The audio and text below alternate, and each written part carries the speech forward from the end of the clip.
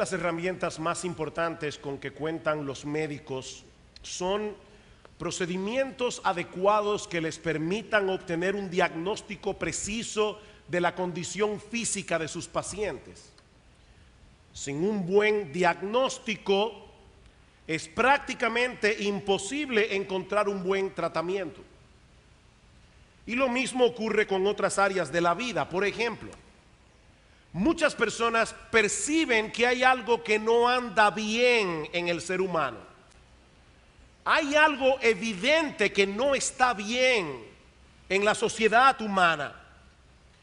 Pero esas personas no son capaces de poner el dedo sobre la llaga porque no cuentan con los medios necesarios para hacer un diagnóstico certero de nuestra condición verdadera. Necesitamos algún instrumento apropiado que nos permita diagnosticar el estado en que se encuentra el alma humana y entonces buscar una solución que sea adecuada para el problema. Y eso es precisamente lo que yo pretendo hacer en la mañana de hoy al considerar el pasaje de Romanos capítulo 3 que leímos hace un momento. Solo Dios puede hacerle una radiografía al corazón del hombre. Y lo que nosotros tenemos en este pasaje es algo así como el reporte del radiólogo. Le va a un lugar, se hace una radiografía y el radiólogo, la persona que sabe interpretar lo que está viendo allí, le da un reporte. Bueno, ya Dios hizo la radiografía, pero lo que nosotros tenemos en el capítulo 3 de Romanos es el reporte del radiólogo escrito por el apóstol Pablo bajo inspiración divina. Ahora, yo debo hacer la aclaración de que a pesar de que este es un reporte sumamente negativo, muy negativo, mi propósito en esta mañana no es que salgamos de aquí aplastados, deprimidos, sino más bien llenos de esperanza y sobre todas las cosas abrumados por la grandeza del amor de Dios. Mis hermanos, yo pretendo en esta mañana, y es mi oración por ustedes como creyentes y aún los que están aquí que no conocen al Señor, que nosotros salgamos de este lugar abrumados, sobrecogidos de la grandeza del amor de Dios que proveyó una solución tan extraordinaria al complejo problema humano. Este pasaje de Romanos 3 se encuentra en una amplia sección de la carta que va desde el capítulo 1 hasta el capítulo 11, donde Pablo nos explica con lujos de detalles todos los componentes de la obra salvadora de Cristo, para luego introducir una serie de exhortaciones a partir del capítulo 12. Pablo dice en el capítulo 12 de Romanos: así que, hermanos, por todo lo que yo he dicho ya acerca de la obra salvadora de Cristo, os ruego por las misericordias de Dios que presentéis vuestros cuerpos en sacrificio vivo, santo, agradable a Dios, que es vuestro culto racional. No os conforméis a este siglo, sino transformaos por medio de la renovación de vuestro entendimiento. Es basado en esas misericordias de Dios reveladas en el Evangelio que el apóstol Pablo nos hace este llamado a consagrar por entero nuestra vida al Señor, a continuar siendo transformados por medio de la renovación de nuestro entendimiento. De manera, mis hermanos, que este pasaje de Romanos 3, miembros de Iglesia Bíblica del Señor Jesucristo, escuchen esto con atención. Este pasaje de Romanos capítulo 3 no es parte de un mensaje evangelístico que el apóstol Pablo predicó a un grupo de incrédulos en el siglo primero. Lo que tenemos aquí es un recordatorio a los cristianos, es un recordatorio a los creyentes de la iglesia en Roma y a todos nosotros del estado en que nos encontrábamos cuando Cristo nos rescató. Este reporte radiológico consta de dos partes. La primera contiene dos declaraciones generales acerca de la condición espiritual de la raza humana, versículos 9 y 10, mientras que en los versículos 11 al 18 encontramos 6 manifestaciones específicas de los estragos que el pecado ha causado en el asiento mismo de nuestra personalidad. Veamos entonces en primer lugar las dos declaraciones generales. Romanos capítulo 3 versículo 9, Pablo se pregunta: ¿qué pues? ¿Somos nosotros los judíos mejores que los paganos? ¿Somos nosotros los judíos mejores que el mundo grecorromano a nuestro alrededor? Dice él: en ninguna manera, pues ya hemos acusado a judíos y a gentiles que todos están bajo pecado. Primera declaración: todos están bajo pecado. Noten, mis amados hermanos y amigos que están aquí, que allí no dice simplemente que todos cometemos pecados, como si se tratara de algo incidental en nuestras vidas. Una frase que la gente usa mucho es: bueno, nadie es perfecto. Cuando tú le llamas la atención a alguien, nadie es perfecto. Pero eso no es lo que Pablo está diciendo aquí. Lo que Pablo dice en este pasaje es que todos los seres humanos, sin excepción, nacen bajo pecado. Es decir, están sometidos a una esclavitud. Mis amados hermanos, nosotros pertenecemos a una raza de gente esclavizada al pecado. Por supuesto, el pecador no se ve a sí mismo de ese modo, porque el pecado astutamente opera a través de la propia voluntad del pecador, de manera que el pecador siempre hace lo que él quiere hacer. Cada vez que el pecador actúa de su propia voluntad, y consecuentemente él piensa que es un hombre libre, porque él hace lo que le da la gana. Pero lo que la Biblia enseña es que la voluntad ha sido esclavizada al pecado. Por lo tanto, siempre lo que el pecador quiere hacer está regido por algún principio pecaminoso, aun cuando lucha con el pecado. Un hombre puede decidir no ir a un prostíbulo, por ejemplo, porque quiere cuidar su reputación, porque quiere guardarse de una enfermedad, por muchísimas razones que no son la gloria de Dios. Así que aún el principio que lo mueve a guardarse del adulterio, a guardarse de la fornicación, no es precisamente lo que la Biblia llama una buena obra, como veremos en un momento. Es un principio egoísta el que está funcionando detrás. Consecuentemente, todos tenemos un serio problema legal delante de Dios, porque violamos constantemente su voluntad. Versículo 10, como está escrito: no hay justo ni aún uno. Todos estamos bajo pecado, no hay justo ni aún uno. Ese es el veredicto que ya fue emitido en la Suprema Corte de Justicia del universo. Si usted no lo sabía, hay una Suprema Corte de Justicia en el universo, y el juez de esa Suprema Corte es Dios.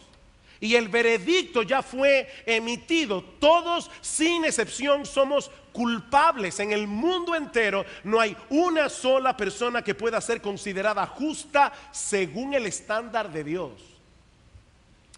Permítanme hacerles una pregunta. ¿Cuál es el más importante de todos los mandamientos de la ley moral de Dios? ¿Cuál es el mandamiento más importante? ¿Es no matarás, no cometerás adulterio, no mentirás? ¿Cuál es el mandamiento más importante de la ley moral de Dios? Bueno, Cristo responde esta pregunta en Mateo capítulo 22 versículo 37. Él dice allí: el primero y más grande de los mandamientos es este: amarás al Señor tu Dios con todo tu corazón y con toda tu alma y con toda tu mente. Por lo tanto, la violación de ese mandamiento es el más grande de todos los pecados. Y lo cierto es, mis amados hermanos, amigos que están aquí en esta mañana, lo cierto es que todos nosotros nos amamos a nosotros mismos con todo nuestro corazón, con toda nuestra alma, con todas nuestras fuerzas. Cada cosa que hacemos, cada decisión que tomamos es en función de nuestro propio yo. Nos idolatramos a nosotros mismos. Y de ese pecado fundamental surgen como de una fuente un montón de otros pecados. Nosotros somos orgullosos, somos egoístas, porque somos nuestro propio Dios. Constantemente violamos la ley moral de Dios.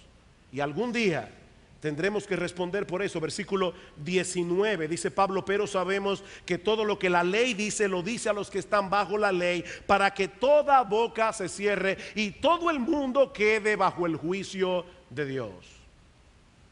para que toda boca se cierre.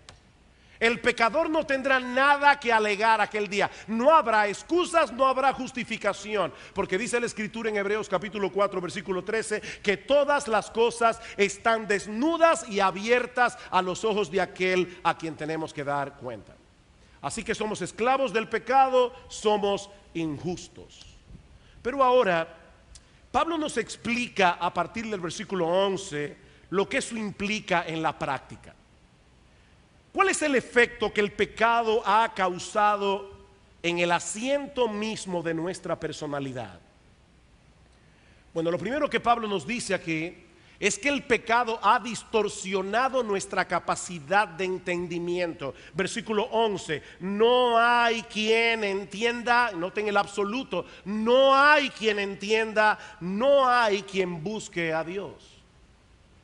El intelecto del hombre funciona muy bien para muchas otras cosas, pero no para conocer a Dios como Él debe ser conocido y amarle como Él debe ser amado. El mismo Pablo dice en Efesios capítulo 4 versículo 17 que los hombres que no conocen a Dios andan en la vanidad de su mente, teniendo el entendimiento entenebrecido, ajenos de la vida de Dios por la ignorancia que en ellos hay, por la dureza de su corazón. Miren mis hermanos, déjenme decirles algo. Un incrédulo puede tener muchas nociones teológicas correctas acerca de Dios. Un incrédulo puede tomar un examen de teología y pasarlo con buena nota. Pero esa información que él conoce acerca de Dios nunca lo moverá por sí misma a amar a ese Dios por lo que Él es y a entregarle por entero su vida. Son meras nociones académicas. En otras palabras, aún las nociones teológicas que él entiende no las entiende como debe entenderlas. Porque él tiene un prejuicio en contra de Dios. Y lo que es todavía peor, el pecado ha afectado sus deseos, el pecado ha afectado su voluntad, de tal manera que el pecador ama lo que debe aborrecer y aborrece lo que debería amar. Versículo 11, otra vez. No hay quien entienda, no hay quien busque a Dios. ¿Escucharon eso, mis hermanos? No hay quien busque a Dios. Sí, todos nosotros buscamos ansiosamente la felicidad.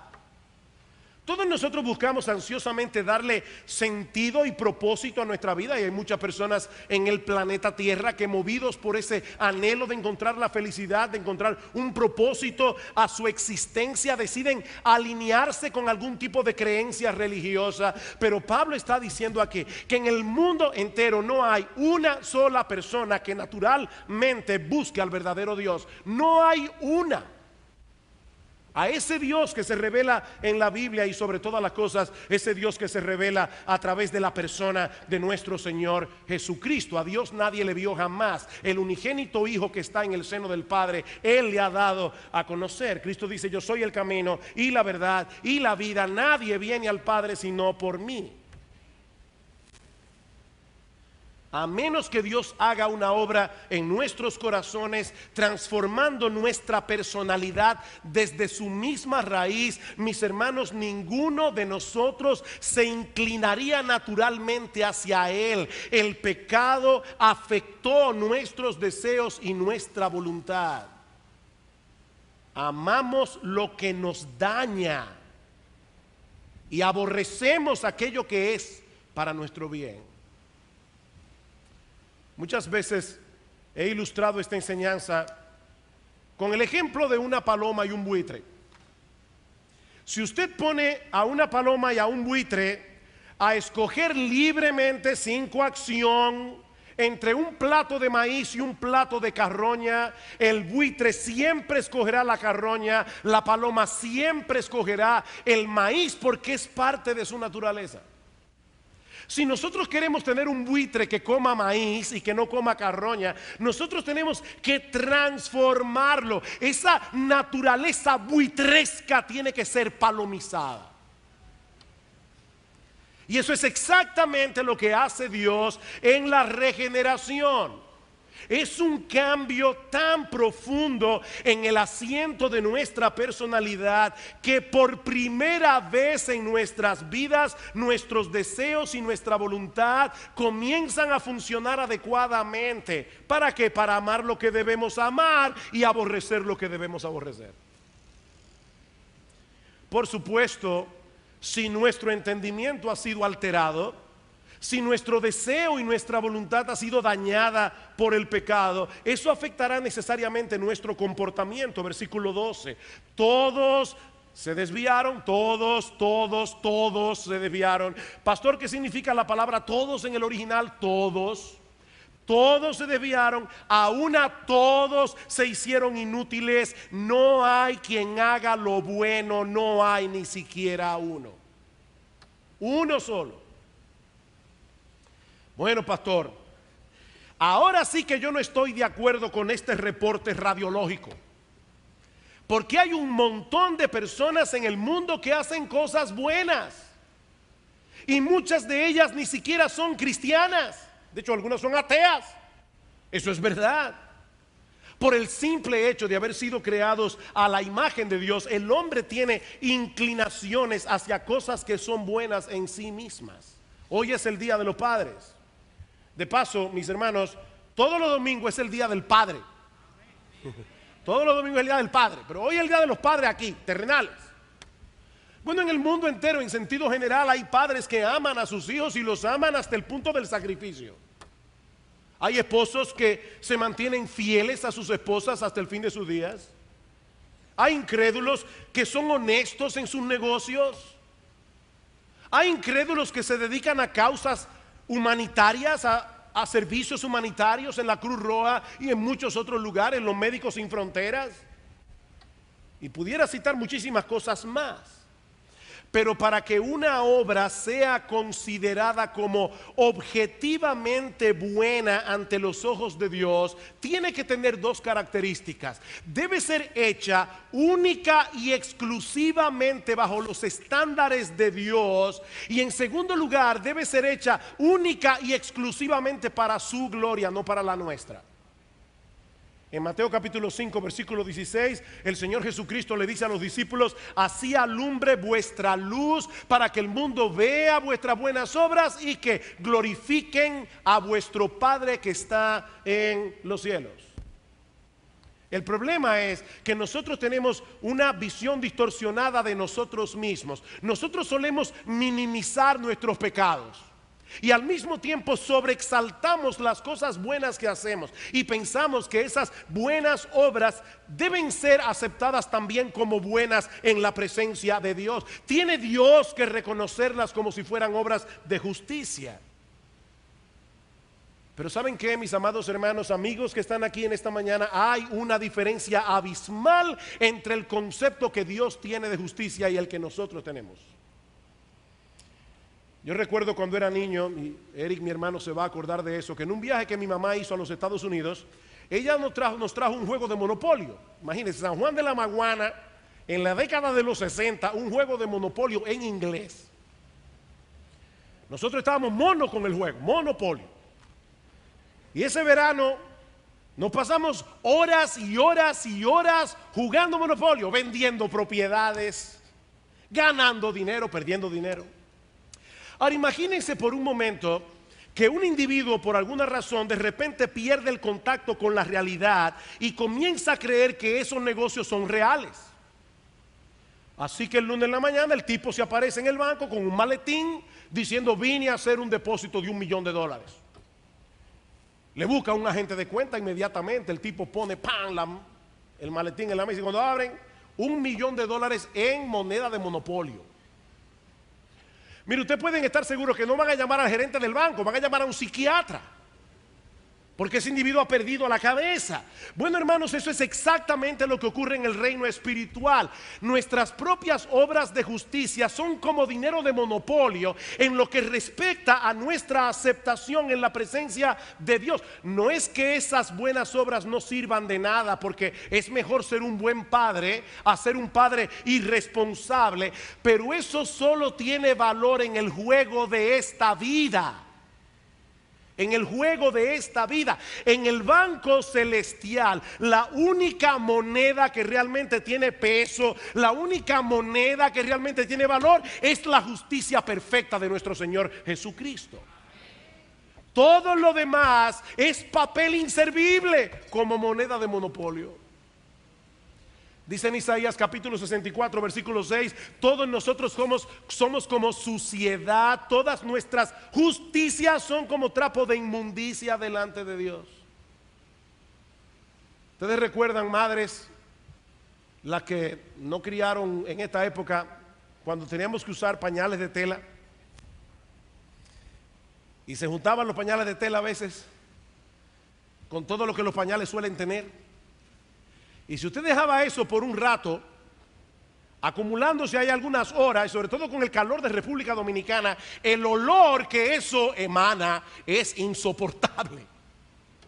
Bueno, lo que Isaías está diciendo es que cuando Dios huele nuestras obras de justicia, a Él le huele a lo mismo.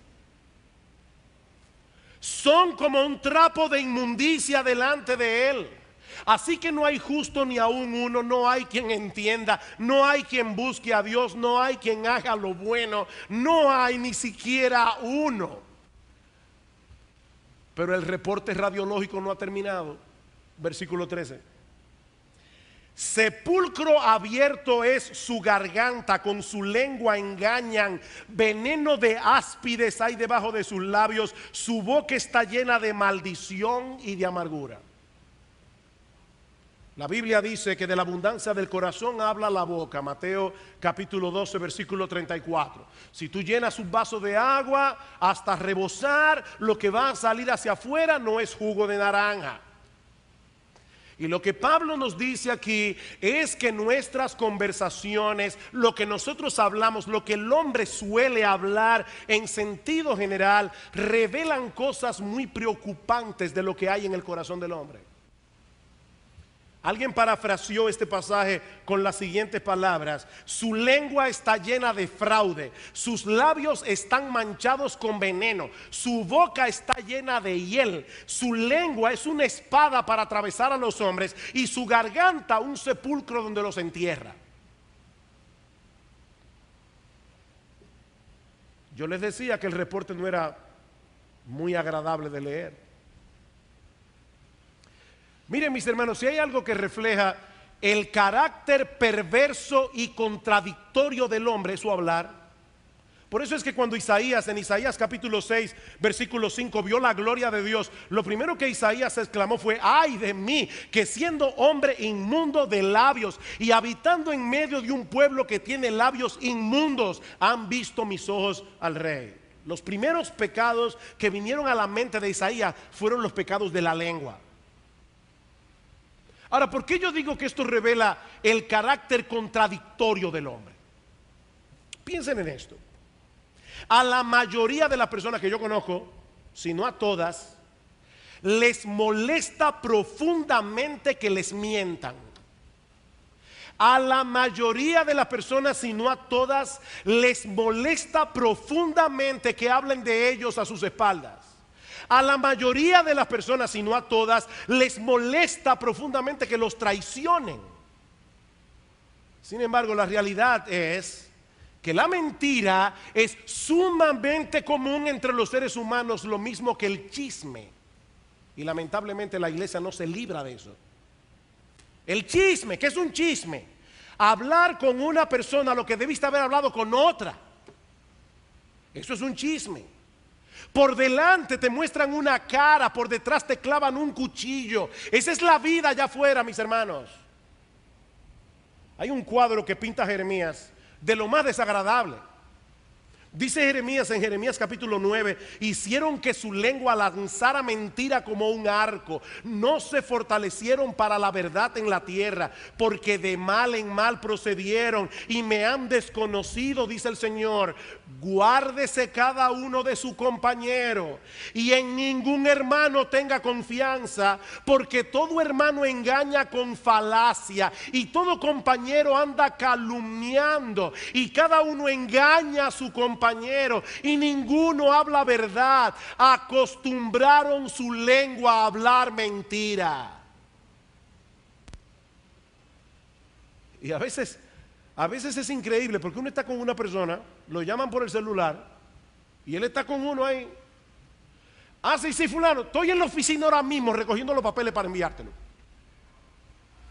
Y después esa persona quiere que tú confíes en ella. Lo grande es que si esa persona se entera que alguien le hace lo mismo, a él le molesta. Es que somos un manojo de contradicción.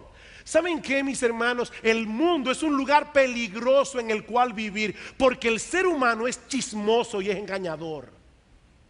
El mundo es un lugar peligroso. En el momento en que menos te lo esperas, te enteras de alguien en quien tú confiabas que estaba hablando mal de ti a tus espaldas. En el momento que menos te lo esperas. Si tú no has pasado por esa experiencia, por favor dame la dirección de donde que tú vives. Y eso nos hiere profundamente. Ahora, ¿saben qué? Deberíamos comenzar a examinar nuestros propios corazones. Nuestros propios corazones, porque son muchos los pecados que se cometen con la lengua, que nosotros cometemos con la lengua. Nos promovemos a nosotros mismos, destilamos amargura y descontento, justificamos lo injustificable. En definitiva, lo que nuestras conversaciones reflejan del carácter humano es bastante deprimente. Por supuesto, esto revela otro aspecto más profundo, y es que el pecado ha dañado profundamente nuestras relaciones interpersonales. Versículo 15: sus pies se apresuran para derramar sangre, quebranto y desventura hay en sus caminos y no conocieron camino de paz. Bueno, pastor, ahora sí llegamos a una característica, a un aspecto que no se aplica a mí. Yo no soy esa persona derramadora de sangre que Pablo está describiendo en este pasaje. ¿De verdad que no? ¿Eso es lo que tú piensas acerca de ti mismo? ¿Tú crees que porque nunca has cometido literalmente un homicidio, estás libre de la violencia que Pablo describe en este pasaje? Porque eso mismo pensaban los judíos en el tiempo del Señor. Escuchen lo que dice Cristo en Mateo capítulo 5 versículo 21. Oísteis que fue dicho a los antiguos: no matarás, y cualquiera que matare será culpable de juicio. Pero yo os digo que cualquiera que se enoje contra su hermano será culpable de juicio, y cualquiera que diga necio a su hermano será culpable ante el concilio, y cualquiera que le diga fatuo o racá en arameo, cualquiera que le diga imbécil, bueno para nada, cabeza hueca, estúpido, quedará expuesto al infierno de fuego. En otras palabras, a los ojos de Dios, un corazón airado que usa expresiones hirientes, denigrantes, irónicas para descargar su ira es un corazón homicida. Así es como Dios lo ve, no como tú lo ves, es como Dios lo ve. Como bien ha dicho alguien, si bien es cierto que el acto homicida es más serio que el deseo es de la misma naturaleza que el acto. Cuando tú vas manejando tu carro y de repente se te mete un individuo en vía contraria para ahorrarse un tramo y te pasa así fugazmente por la cabeza: ay, si yo andara con un Gredar. ¿De verdad que eso no se aplica a ti? Y finalmente, Pablo concluye este diagnóstico con la declaración más abarcadora de todas. Versículo 18: no hay temor de Dios delante de sus ojos. ¿Cuál es el problema humano? No hay temor de Dios delante de sus ojos. Es terrible que el pecado haya dañado tan profundamente las relaciones humanas. Pero lo más terrible del pecado es la forma como ha dañado nuestra relación con Dios. La Biblia dice en Proverbios capítulo 1 versículo 7 que el temor del Señor es el principio de la sabiduría, es el ABC de la sabiduría. Nosotros comenzamos a ser sabios en el mismo momento en que comenzamos a tener temor de Dios. Toda nuestra vida está al garete hasta que aprendamos quién es Dios y comencemos a vivir en consecuencia de quién es Él. ¿De qué se trata este temor a Dios? Bueno, ese temor puede ser descrito como la reverencia que nosotros deberíamos experimentar al estar delante de un Dios como el que la Biblia describe. Incluso pudiéramos decir que ese temor incluye el terror que los pecadores deberían sentir al estar enemistados con un Dios todopoderoso. Reverencia, temor. De manera que lo que Pablo está diciendo en este pasaje es que el gran problema del hombre es que él ha decidido, él ha tomado la decisión voluntaria de vivir su vida de espaldas a Dios, como si lo que Dios pensara acerca de las cosas no tuviera la menor importancia. No hay temor de Dios. Miren, mis hermanos, si nosotros tuviéramos que resumir en una sola frase, ¿cuál ha sido la causa de todos los desastres ocurridos a través de la historia humana? Esta sería sin duda la más precisa de todas. No hay temor de Dios delante de sus ojos. El hombre es enemigo de Dios. Y lo raro es, eso es lo más raro del caso, lo raro es que el hombre que no le tiene temor a Dios, entonces comienza a tenerle temor a cosas que son menores que Dios. El hombre que no le teme a Dios le teme a los hombres. El hombre que no le teme a Dios muchas veces le tiene temor a fuerzas misteriosas del universo. El otro día mi esposa estaba hablando con alguien que estaba convencida del poder de los malos de ojos. Hay mucha gente que anda con un azabache, anda con un resguardo porque le tienen temor al mal de ojo.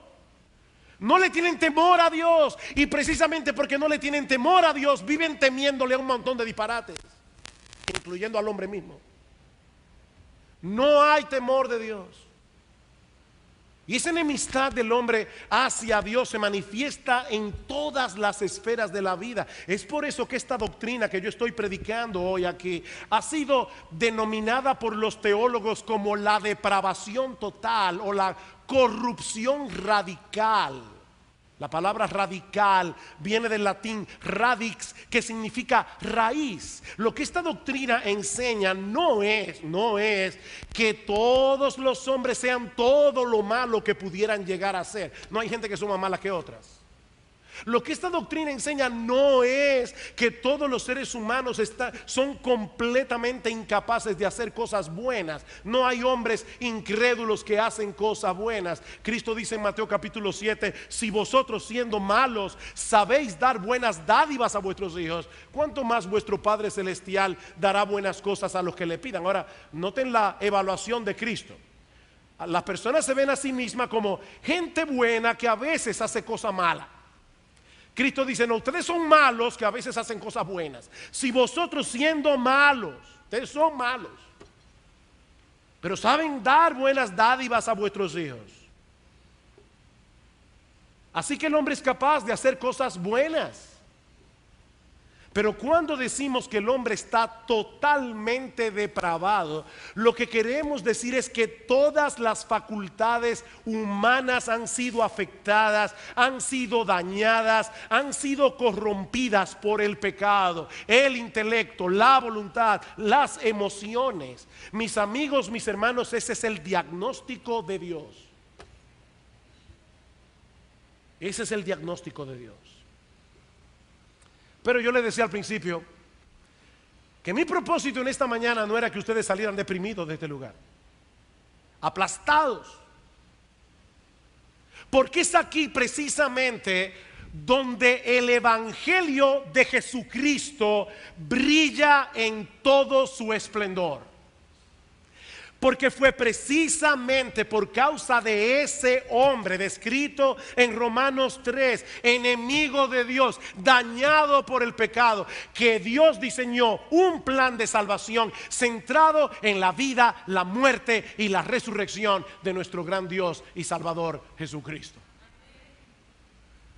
Para rescatar a ese hombre, a ese hombre. Mis hermanos, no lo olviden. Esa era la condición en que tú y yo nos encontrábamos cuando Cristo nos rescató. Esa era la condición en que tú y yo nos encontrábamos cuando Dios decidió escogernos para salvación desde antes de la fundación del mundo. Como dice el apóstol Pablo, apenas puede ser que alguno ose morir por un bueno, pero Dios muestra su amor para con nosotros en que siendo pecadores, Cristo murió por nosotros. Es por eso que esta doctrina es tan importante, hermanos. Porque nadie puede llegar a aquilatar el amor de Dios en toda su belleza. Nadie puede entender a plenitud el evangelio, ni llegar a deleitarse y a gozarse en la salvación que nosotros tenemos en Cristo, hasta que no llegue a entender cuál era la condición de la que fue rescatado. Efesios capítulo 2. Carta de Pablo a los Efesios capítulo 2. Qué pasaje tan glorioso. Pablo dice: y Él os dio vida a vosotros cuando estabais muertos. El mensaje de esta mañana se titula gravemente enfermo o espiritualmente muerto. Bueno, lo que Pablo dice aquí, Él os dio vida a vosotros cuando estabais agonizando. No, cuando estabais muertos en vuestros delitos y pecados, en los cuales anduvisteis en otro tiempo, siguiendo la corriente de este mundo, conforme al príncipe de la potestad del aire, el espíritu que ahora opera en los hijos de desobediencia, entre los cuales también todos nosotros, dice Pablo, vivimos en otro tiempo en los deseos de nuestra carne, haciendo la voluntad de la carne y de los pensamientos, y éramos por naturaleza hijos de ira, lo mismo que los demás. Pero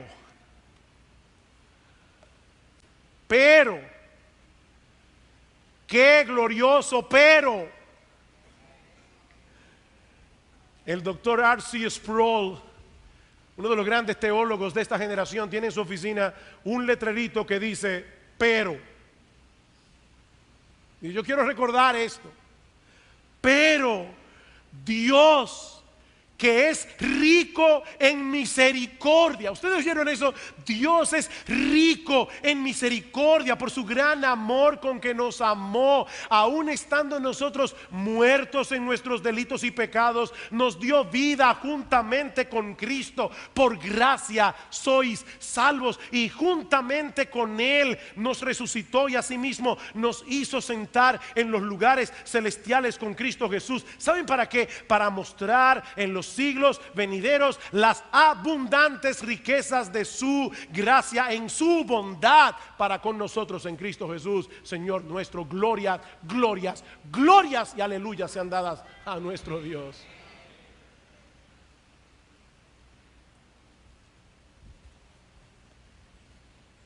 Recientemente nosotros concluimos aquí en la iglesia una serie de mensajes sobre la adoración congregacional. Y vimos el papel tan importante que juega el evangelio en todo esto.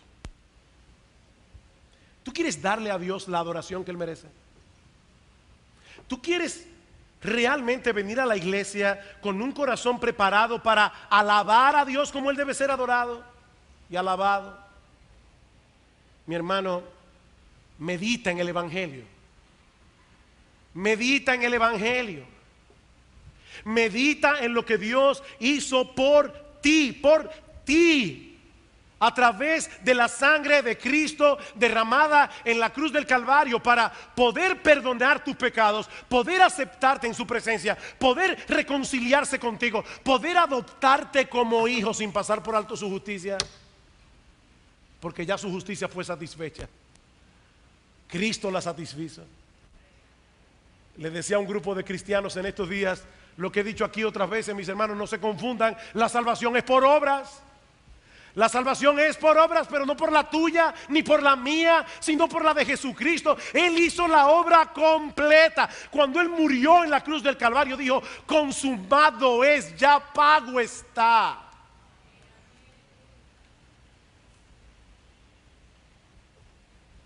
Eras enemigo de Dios, estabas muerto en tus delitos y pecados, pero Él decidió rescatarte. Por una razón que nosotros no podemos entender, porque está en Dios, no en ti. Dios decidió con nombre y apellido elegirte para salvación desde antes de la fundación del mundo, como veremos el domingo que viene. Dios decidió eso. Te escogió. Sin una comprensión adecuada de esta doctrina, mis hermanos, nosotros no podremos crecer en nuestras vidas cristianas. Sin una comprensión adecuada de estas doctrinas, esto no es meramente académico. Nosotros no podremos crecer en humildad. Y si tú no creces en humildad, tú no vas a crecer espiritualmente. Escucha lo que dice Dios.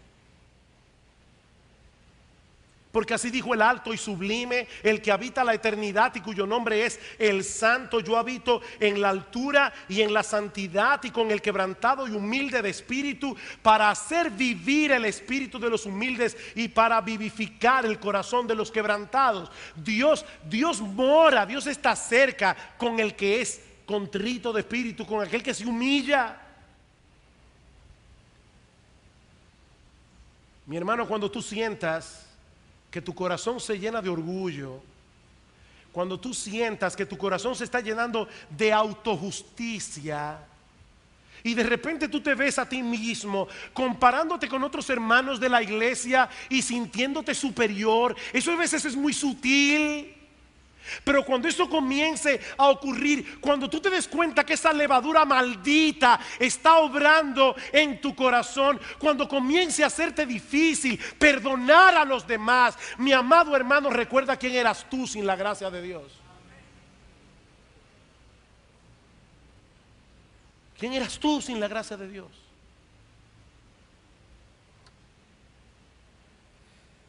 Y si tú estás aquí sin Cristo, si tú nunca has venido a Él, reconociendo que esta radiografía que nosotros hemos considerado hoy es un cuadro preciso de tu propia condición delante de Dios, mi amigo, yo quiero poner delante de ti la invitación del Evangelio. Es obvio, por lo que nosotros hemos visto aquí, que ningún ser humano tiene la capacidad de salvarse a sí mismo. Es obvio. Un muerto no puede darse vida a sí mismo. Un pecador no puede darse a sí mismo un veredicto de no culpabilidad. Eso solamente lo puede hacer Dios en su corte celestial. Pero ¿sabes cuál es el medio que Dios usa para obrar en el corazón humano? En ese corazón muerto, en ese corazón que nada puede hacer. ¿Sabes cuál es la obra, el medio, el instrumento que Dios usa para hacer esa obra en el corazón? La proclamación de las verdades que tú has escuchado hoy. Ningún ser humano procurará ser salvado hasta que descubra su propia impotencia para salvarse. Ningún ser humano clamará para ser salvado hasta que descubra su propia impotencia. ¿Saben qué? Esa es la gran diferencia entre el cristianismo y todas las demás religiones. La gran diferencia. Todas las religiones del mundo te dicen lo que debes hacer para alcanzar el favor de Dios. El cristianismo te anuncia lo que ya Dios hizo en Cristo para mostrarle su favor a personas que no merecían ser salvadas. Yo no vine aquí a proclamarte lo que tú debes hacer. Lo que te estoy anunciando con gozo, con alegría en el corazón, es lo que ya Dios hizo en Cristo. Mi amigo, esa es la oferta del Evangelio. Hay perdón en Cristo para todo aquel que se arrepiente de sus pecados, para todo aquel que descansa únicamente en la gracia de Cristo, en la justicia de Cristo, en la muerte de Cristo en la cruz. Sí tenemos un gravísimo problema,